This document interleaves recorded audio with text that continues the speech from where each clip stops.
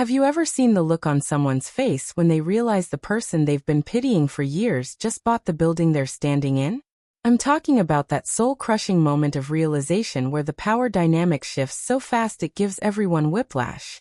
For years, I was the kid who wore the same 2 pairs of faded jeans every single week, the charity case scholarship student who survived on instant noodles and tap water, while my classmates discussed their summer trips to the Swiss Alps. They thought I was a nobody, a ghost in the hallway whose only purpose was to be the butt of their jokes, but what they didn't know was that while they were spending their parents' money, I was mastering the art of the impossible. I was learning how to make things disappear, including their respect for me, and how to turn thin air into cold, hard cash. I've gone from being a starving student who couldn't afford a bus pass to a millionaire who commands the stage and the boardroom alike. And today, I'm finally going to tell you how I pulled off the greatest vanishing act of all time. But before I get into the grit and the glory, I have to ask you something honestly. If you were pushed to the absolute edge, mocked by the elite, and left with nothing but a deck of cards and a burning rage, would you use your talent to entertain the world? Or would you use it to take everything from the people who doubted you? Tell me, was I wrong for turning my survival into a game of high-stakes deception? To understand how I became the man I am today, you have to understand the basement I started in. My life didn't start with velvet curtains and spotlights. It started in a cramped, damp studio apartment where the heater rattled like it was dying and the only magic was making a $20 bill last an entire month. I was a student at one of the most prestigious universities in the country, but I wasn't there because I was rich. I was there because I was a math prodigy who had landed a full-ride scholarship. To the other students, I was an anomaly. I remember my first week, walking into the lecture hall, and feeling the immediate chill of social exclusion. They wore cashmere sweaters and designer sneakers. I wore a hoodie I'd found at a thrift store that had a faint smell of old books and mothballs. The ringleader of the group that decided to make my life a living hell was a guy named Julian. Julian was the definition of born on third base and thought he hit a triple. His father owned a massive real estate empire, and Julian never let anyone forget it. He'd walk past me in the cafeteria and drop a nickel on my tray, whispering, "Save up, kid. Maybe you can buy a personality by sophomore year." The laughter that followed was always the sharpest part. I didn't fight back, not then. I just looked down at my tray and gripped my fork until my knuckles turned white. But while I was quiet, I wasn't idle. I had stumbled into magic almost by accident. One night, while working a late-shift job at a dusty old library to send money back home to my mother, I found a book tucked away in the restricted section. It wasn't about history or science. It was a handwritten journal from the 1920s belonging to a street performer who claimed to know the geometry of the grift. It wasn't just card tricks. It was a masterclass in psychology, misdirection, and the mathematical probability of human error. I became obsessed. Every spare second I had, I was practicing. I spent thousands of hours in front of a cracked mirror, my fingers bleeding from card fan friction until they became as calloused as a guitarist's. I learned how to palm a coin so smoothly that even a high-definition camera couldn't catch it.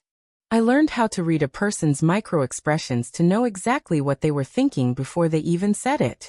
I would sit in the park for hours, just watching people, predicting which foot they'd lead with, which pocket they'd reach for, and what lie they were about to tell their partner. Most importantly, I learned that people only see what they expect to see.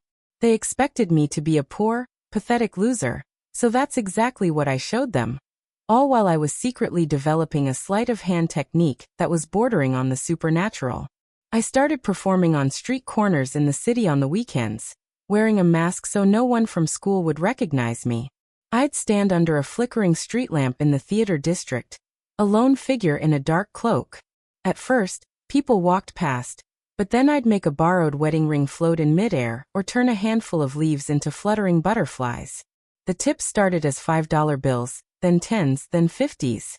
People were mesmerized. They called me the ghost because I would perform a miracle and disappear before they could even thank me. I remember one night, a high-end executive was so baffled by a card trick that he handed me a $100 bill and asked if I was an angel or a demon. I just smiled and melted into the shadows. By the end of my junior year, I had saved up more money in a shoebox under my bed than most of my classmates would earn in their first 5 years of corporate life. But the money wasn't enough. I wanted the one thing Julian and his friends took from me every single day: dignity. I remember one specific rainy Tuesday when Julian decided to take things a step further. He caught me in the library, the only place I felt safe. He grabbed the old journal I was studying and tossed it into a trash can filled with discarded coffee. He laughed, telling me that a peasant shouldn't be reading about the secrets of the elite. I watched the ink of my precious book bleed into the dregs of cheap lattes. And in that moment, something inside me snapped. I didn't yell. I didn't cry. I simply looked at him and realized he wasn't a person to be feared. He was a target to be dismantled. I began using my math skills to track his father's company, Vanguard Realty. I used public records, social engineering, and the occasional borrowed smartphone to gain access to information no student should ever have. I spent my nights building a mental map of their corruption. I saw how they squeezed small businesses, how they laundered reputation through charity, and how Julian's lavish lifestyle was funded by the misery of people like my own mother. As my 4th year approached, the pressure mounted.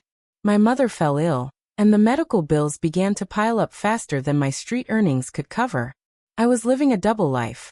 A genius-level student by day, a mysterious master of illusions by night, and a debt-ridden son in every moment in between. Julian noticed my fatigue. He thought it was because I was finally breaking under the weight of my inferiority. He started a tradition of auctioning the poor, where he and his friends would bid on what I would have to do for $10. Eat a sandwich out of the trash? Dance for a minute? I ignored them, but the psychological toll was massive. I began to realize that magic wasn't just about entertainment, it was about survival. I started applying the geometry of the grift to the real world.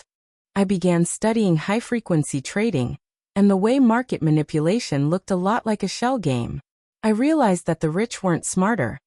They just had better misdirection. They convinced the world their wealth was a result of hard work when most of it was just moving numbers from one pocket to another while the audience looked at the wrong hand. I spent 6 months developing a software script, a digital sleight of hand, that could identify microsecond patterns in Vanguard Realty's trades. I wasn't stealing, I was simply catching the cards they were dropping. Every time they tried to exploit a legal loophole, my program would anticipate the move and place a counterbet. My bank account began to grow from thousands to hundreds of thousands. I was still wearing the same faded jeans, still eating the same noodles, but my digital wallet was becoming a fortress.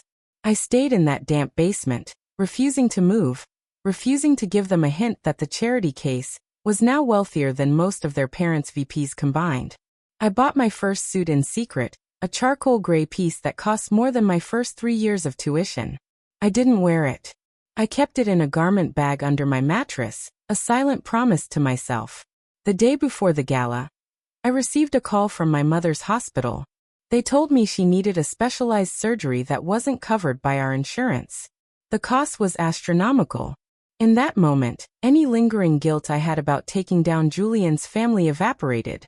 They had spent $40,000 on a single ice sculpture for the gala, while families like mine were choosing between medicine and rent.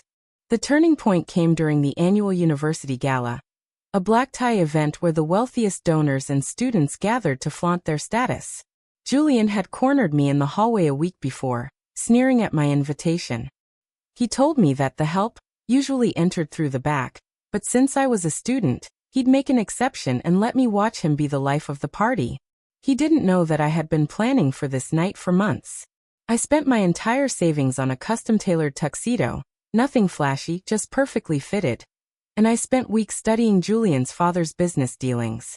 I discovered that Julian's inheritance was built on a house of cards, a series of risky offshore investments that were one bad PR move away from collapsing.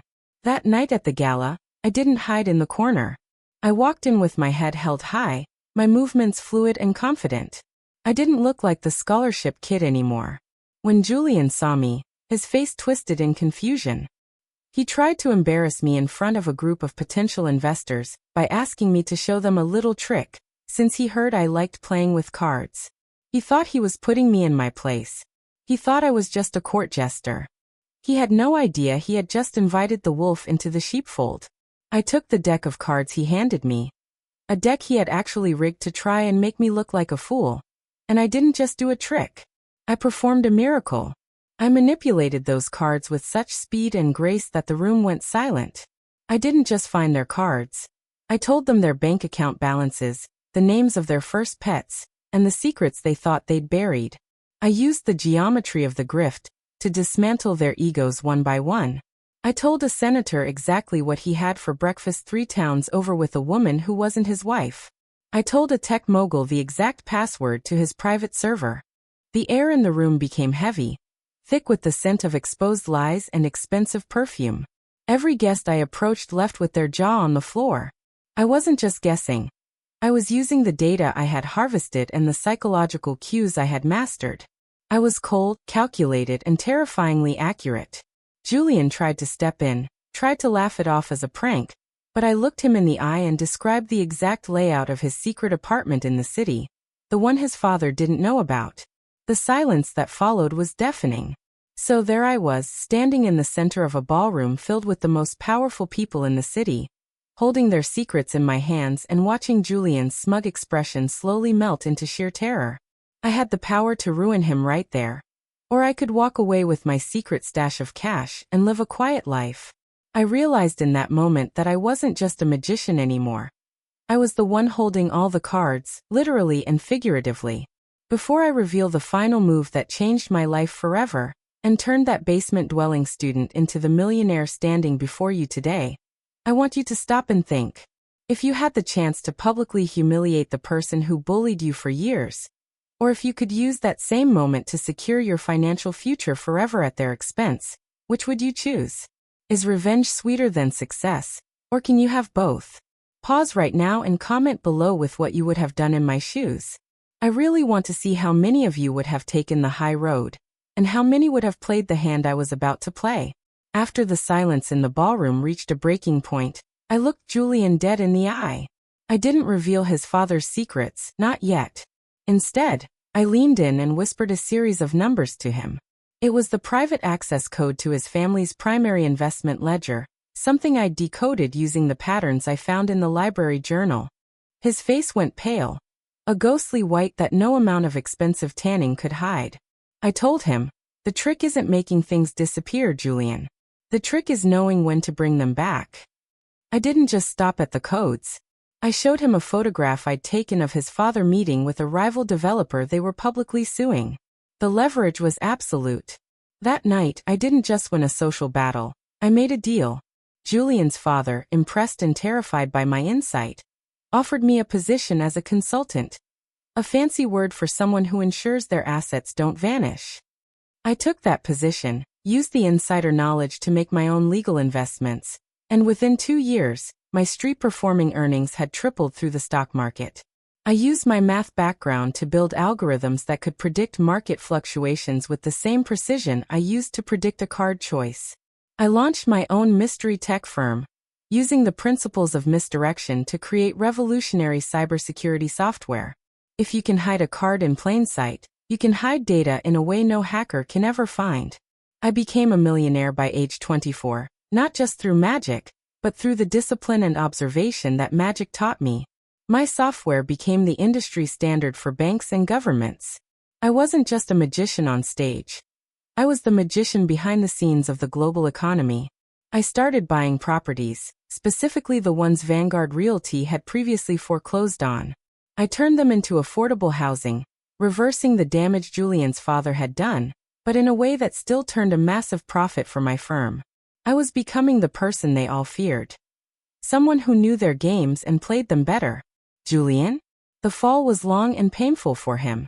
When his father's firm finally underwent a restructuring, which I facilitated by exposing their offshore tax evasion to the right regulatory bodies, Julian was the first to be cut. He had no skills, no drive, and no friends who didn't cost $1,000 an hour. His family lost the Swiss Alpine trips, the real estate empire, and the respect of the city. He's currently working as an entry-level analyst at a firm I recently acquired through a shell company. He still drops nickels, but now it's into the vending machine in the break room of the building I own. I see him sometimes on the security cameras, looking tired, looking small. He has to wait in the lobby of my headquarters for 3 hours just to get a signature on a mundane expense report. I don't feel hate for him anymore. I feel nothing, which is the ultimate victory. The aftermath was quiet but absolute. I bought my mother a house with a garden that actually sees the sun, and she never has to worry about a $20 bill ever again. She had the surgery, she recovered, and now she spends her days teaching kids in our old neighborhood how to read. I retired from the ghost persona, though I still keep a deck of cards in my pocket to remind me where I came from. Every time I feel a bit of ego creeping in, I feel the weight of those cards and remember the basement. I remember the smell of damp walls, and the sound of Julian's laughter. The scholarship kid who was once invisible is now the man everyone can't stop looking at. People ask me all the time how I did it, expecting a simple answer about luck or hard work. I tell them it was all about the prestige. The final part of a trick where you bring back what you took away. I took away my own poverty and brought back a legacy. I took away their power and brought back my own. I even went back to that old library and donated $1 million to build a new wing, specifically for rare and restricted texts, ensuring that the next kid with a spark of genius has a place to light the fire.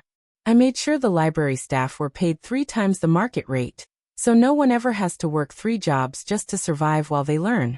I even found a first edition of that 1920s journal and placed it in a glass case at the center of the hall.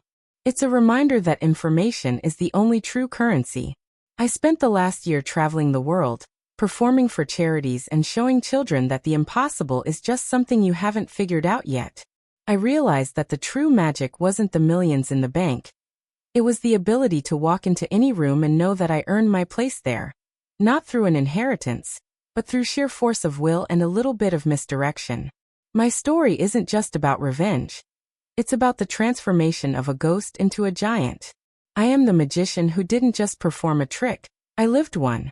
Looking back, the magic wasn't in the cards or the illusions. It was in the realization that your circumstances don't define your value. Your skills and your resolve do.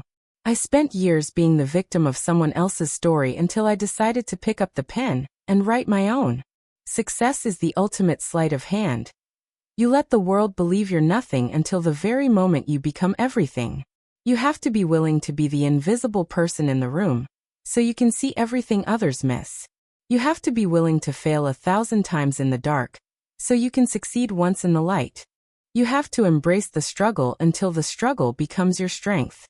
I learned that the people who mock you are usually the ones most afraid of their own shadows. Julian mocked me because he knew deep down he was hollow. I was solid. I was built in the fire of poverty and polished by the cards. If this story taught you anything, I hope it's that you should never underestimate the person who has nothing to lose and everything to gain. They are the ones who can change the world while the rest are too busy looking at the distraction. Like this video if you were on my side and think Julian got exactly what he deserved. It helps the channel out more than you know, and ensures I can keep sharing these wild journeys with you. Also, make sure to subscribe for more stories like this, where we dive deep into the drama, the revenge, and the ultimate come-ups that you won't hear anywhere else. I'm reading every single one of your comments, so please, share your final thoughts on this whole mess below. Did I go too far? Or was it the perfect ending? Should I have helped Julian when he hit rock bottom? Or was the poetic justice of him working in my building enough? I'll see you all in the next story.